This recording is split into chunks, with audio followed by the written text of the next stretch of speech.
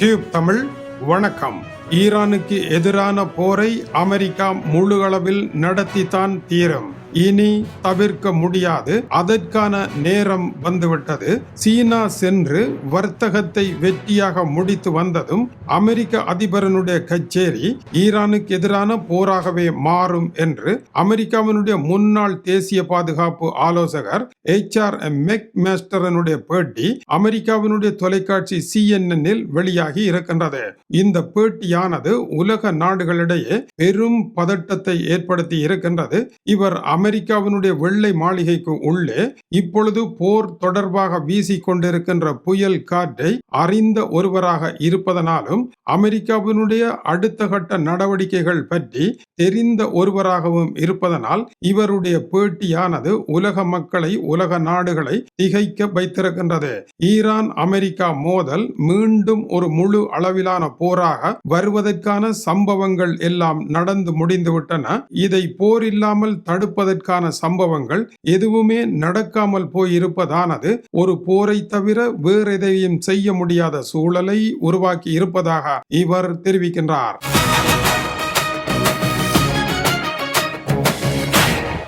CNN தொலைக்காட்சியில் Anderson Cooper என்கின்ற ஊடகவியலாளர் மீண்டும் ஒரு போர் ஈரானுக்கு எதிராக தொடங்கும் என்று நினைக்கின்றீர்களா என்ற கேள்விக்கு ஆம், அதில் எந்த சந்தேகமும் இல்லை என்று கூறினார். தயக்கம் இல்லாமல் எதற்காக என்று கூற முடியுமா என்ற அடுத்த கேள்விக்கு முதலாவது ஈரானுடைய பிடிவாதமான போக்கு அமெரிக்காவினுடைய ஈகோவை பாதித்திருக்கின்றது.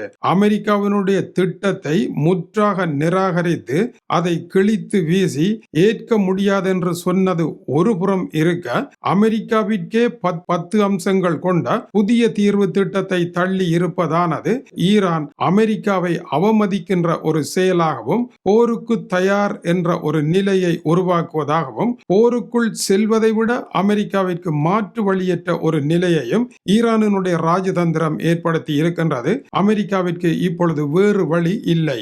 ஈரான் தன்னுடைய செயல்களினால் ராஜதந்திர கதவுகளை முற்றாக பூட்டிவிட்டது. ராஜதந்திர வழியில் எந்த வழியாலும் செல்ல முடியாத அளவிற்கு ஈரான் பூட்டப்பட்ட இரும்பு சுவர்களை போட்டுவிட்டது. இனி இந்த இரும்பு சுவர்களை உடைத்து தான் ஈரானுக்கு உள்ளே நுழையலாம் என்ற சவாலை முன்வைத்திருக்கின்றது. இதனுடைய விளைவு என்ன? அமெரிக்காவினுடைய தாக்குதல்கள் இதுவரை இல்லாத அளவிற்கு மிக மோசமாக நடைபெறப் போகின்றது என்று கூறுகின்றார். அமெரிக்காவினுடைய யுத்த நிறுத்தமானது இறக்கவில்லை என்றாலும் அது வென்டிலேட்டரில் வைக்கப்பட்ட ஒன்றாகவே இருப்பதாக டொனால்ட் ட்ரம்ப் கூறியிருக்கின்றார். அந்த வென்டிலேட்டரை கழற்றிவிட்டால் உயிர் பிரிந்துவிடும். பிரிய போகின்ற உயிரை தடுக்கின்ற ஒரே ஒரு வீதம் தான் அதற்கு இருப்பதாக அவர் கூறியிருக்கின்றார். இதனுடைய கருத்து 99% போர்தான் என்ற இடத்திற்கு டொனால்ட் ட்ரம்ப் வந்துவிட்டார் என்பதுதான். இந்த நிலையில் அமெரிக்காவினுடைய படைத்துறை அமைச்சர் பேட் ஹெக்செட் கூறுகின்ற பொழுது, நாங்கள் ஈரான் மீது இதுவரை இல்லாத மிக மோசமான தாக்குதல்களை நடத்துவோம் என்று சூசகமாக தெரிவித்திருக்கின்றார். வெள்ளை மாளிகை இரகசியமாக இதற்குத்தான் திட்டமிட்டுக் கொண்டு இருக்கின்றது. ஈரானை பொறுத்த வரையில் 10,000 ஆளில்லா விமானங்களை பயன்படுத்தி மத்திய கிழக்கில் இருக்கின்ற அமெரிக்காவின் தளங்களை எல்லாம் தரைமட்டமாக்குவேன் என்று கூறியிருக்கின்றது. அமெரிக்காவினுடைய $500 பில்லியன் பெறுமதியில் உருவாக்கப்பட்டிருக்கும் துபாயில் இருக்கின்ற AI கட்டமைப்புகளையும் தகர்த்தறிவேன் என்று ஈரான் அறிவித்துக் கொண்டிருக்கின்றது. இதனால் பெரும் போரொன்று வருவதற்கான சூழ்நிலை ஈரான் தரப்பிலும் இருக்கின்றது. அவர்களும் மிக ஆபத்தான ஏவுகணைகளை ஏவி பரிசோதித்திருக்கின்றார்கள். எப்படி ரஷ்ய அதிபரனுடைய ஏவுகணைகள் 35,000 கிலோமீட்டரை எட்டி தொடுமோ அதுபோல அமெரிக்காவினுடைய இதய பகுதியை தொடக்கூடிய ஏவுகணைகளுடன் அவர்கள் தயாராக இருக்கின்றார்கள் என்கின்ற சந்தேகம் நிலவி கொண்டிருக்கின்றது. எனவே இதற்கு மேலும் ஈரானை விடுவோமாக இருந்தால் அமெரிக்கா உலகின் முதலாவது இடம் என்கின்ற ஒரு ஆதிக்க நிலை தானாகவே அழிந்து போய்விடும். அதை அழிப்பதற்கு அமெரிக்காவே காரணமாக அமைந்தும் விடும் என்பதனால் அமெரிக்கா இந்த இடத்தில் வாழ்வா சாவா என்ற இடத்திற்கே வரும். மெக்மேஸ்டர் ஓர் அனுபவம் மிக்க ஜெனரல். முழு அளவிலான போர் வரப்போகின்றது என்று அவர் கூறியிருப்பது சாதாரண விடயம் அல்ல. ஈரான் அமெரிக்கா விவகாரம் கைமீறி சென்று விட்டது என்பதன் கருத்தாக இருக்கின்றது. Donald Trump art of the deal என்பதன் மூலம் மூலமாக அந்த ஒப்பந்தத்தின் வடிவத்தை கொடுத்து ஈரானை அடிபணிய வைக்க முயன்றார். ஆனால் ஈரான் அமெரிக்காவை விட புத்திசாலியாக இருப்பதனால் அதை முற்றாக நிராகரித்து விட்டது. எனவே அடுத்த 48 மணி நேரம் உலக வரலாற்றில் மிக முக்கியமான இடமாக இருக்கும் என்றே கருதப்படுகின்றது. சீனாவில் என்ன நடைபெறுகின்றது என்பதை பொறுத்து இந்த தலைவிதி ஆட்டம் மாறும் என்று அந்த ஆய்வறிக்கை தெரிவிக்கின்றது. ஒரு மாபெரும் மோதலை தவிர்க்க முடியாத நிலை நோக்கி அமெரிக்க அதிபரனுடைய பயணமும் இன்றைய நாளும் அமைந்திருக்கின்றது. இந்த விவகாரமானது இந்தியா போன்ற நாடுகளில் மிகப்பெரிய பொருளாதார நெருக்கடியை ஏற்படுத்தும் என்றும் அவர் சுட்டிக்காட்டுகின்றார். இந்த விவகாரமானது இந்தியாவை அடிமையாக வைத்திருந்த பிரிட்டன் போன்ற நாடுகளில் பெரும் பிரச்சனையை ஏற்படுத்தும் என்று அவர் கூறுகின்றார். அமெரிக்காவை பொறுத்தவரையில் ஈரானினுடைய ஆட்சி மாற்றம் ஒன்றுதான் நிரந்தர தீர்வு என்று கருதுகின்றது. அவர்கள் ஆட்சியில் இருக்கும் வரை உறங்க முடியாதென்றே அமெரிக்கா கருதுகின்றது. இறந்து போன அயதுல்லா அலி காமைனி முதல் அவருடைய மகன் வரை அமெரிக்க எதிர்ப்பு ஈரானில் கடுகளவும் குறையவில்லை என்று அமெரிக்காவிற்கு தெரியும். எனவே அந்த எதிர்ப்பை ஈரானில் வைத்துக் கொண்டு அமெரிக்கா ஒரு வெற்றி பாதையில் நடக்க முடியாது. ஈரான் தனது இராணுவ பலத்தை குறைக்காத வரை அமெரிக்கா தன்னுடைய இராணுவ நடவடிக்கைகளை நிறுத்தி பேச முடியாது என்று சுட்டிக்காட்டுகின்றார். ஈரானுடைய ஆதிக்கத்தை குறைப்பது இந்த பிரச்சனையினுடைய முதல் வழி என்று அவர் கருதுகின்றார். இப்பொழுது சவுதி அரேபியா ஈரான் மீது தாக்கி இருக்கின்றது.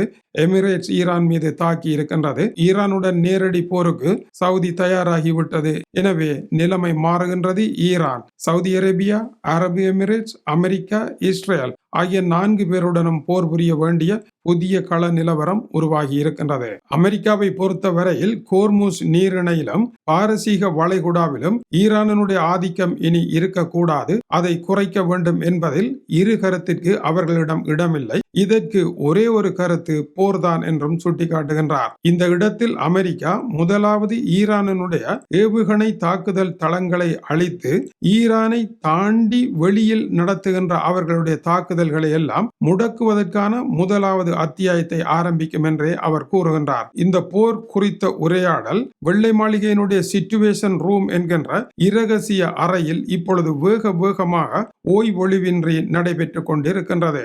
ஆனால் ஈரானில் ஒரு தாக்குதலை நடத்தினாலும் அங்கிருக்கின்ற ஆட்சி மாற்றத்தை ஈரானிய மக்கள் தான் செய்ய வேண்டும் என்றும் அவர் குறிப்பிடுகின்றார். ஆனால் இதற்கு மாறாக பிரிட்டனினுடைய புகழ்பெற்ற வரலாற்று ஆசிரியர் ராபர்ட் ஹேகனுடைய அறிக்கையும் அந்த செய்தியின் பின்னால் வெளியாகி இருக்கின்றது. அமெரிக்காவினுடைய HR மெக்மாஸ்டர் மிக நம்பிக்கையுடன் ஈரான் போரை நடத்தலாம், வெல்லலாம் என்று பேசினாலும் கள நிலவரம் அமெரிக்காவிற்கு எதிராகத்தான் இருக்கின்றது என்று இவர் குறிப்பிடுகின்றார். அமெரிக்காவிடம் எவ்வளவு பெரிய ஆயுதங்கள் இருந்தாலும் ஈரான் தன்னுடைய கண்ணி வெடிகளையும் ஆளில்லா விமானங்களையும் வைத்து அமெரிக்காவை முடக்கிவிடும் என்றும் அமெரிக்கா இந்த போரில் தோற்கக்கூடிய சூழல் தான் இருக்கின்றது என்றும் கூறுவது அமெரிக்காவுடைய வெள்ளை மாளிகையில் மிகப்பெரிய தலைச்சுற்றை ஏற்படுத்தி இருப்பதாகவும் குறிப்பிடப்படுகின்றது. அமெரிக்கா தோற்றுவிடும் என்பதை அமெரிக்காவினால் நம்பவே முடியவில்லை. தன்னுடைய ஆளில்லா விமானங்கள் மூலம் அடுத்த கட்ட ஆளில்லா விமானங்களை ஈரான் அறிமுகப்படுத்தலாம். இதன் மூலமாக அமெரிக்காவை முற்றாகவே முடக்கக்கூடிய அபாயம் இருக்கின்றது என்று கூறுகின்றார். இவரை போன்றவருடைய கருத்துக்களே வெள்ளை மாளிகையை உடனடியாக செயற்பட வைக்காமல் தாமதிக்க வைத்துக் கொண்டிருக்கின்றது.